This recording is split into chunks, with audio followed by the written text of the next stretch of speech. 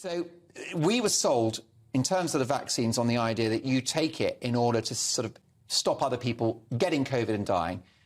Based upon the answer from this Pfizer official, that was a lie.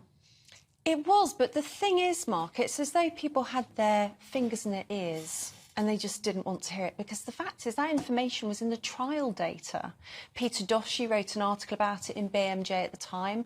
Peter Doshi is he's a top medic, isn't he? Yeah, and writes for BMJ? Writes for BMJ, yeah. So the thing is, the trials for the COVID vaccines were to test the reduction of severity of one or more symptoms. They didn't test reduction in hospitalisation, death or transmission.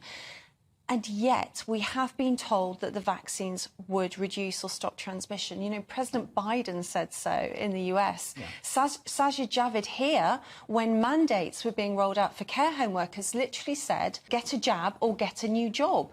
And, you know, the whole premise behind that was that care home workers should be vaccinated in order to protect vulnerable and elderly people in care homes. But there was never any evidence, not any good hard evidence, that the vaccines would reduce transmission. They might do if they reduced your symptoms, if they made you less symptomatic, because therefore you would, you know, cough and sneeze less.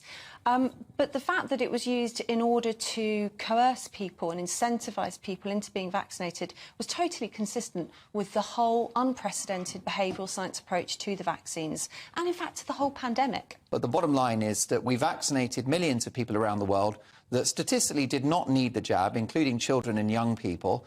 And this is a vaccine that, while largely safe, is injuring and killing some people. You know, we're in this very strange situation right now where, over in California, the home of entertainment, Marvel Comics has been sponsored by Pfizer, and they've produced a comic called Everyday Heroes, which is to encourage people to get their jabs and their boosters.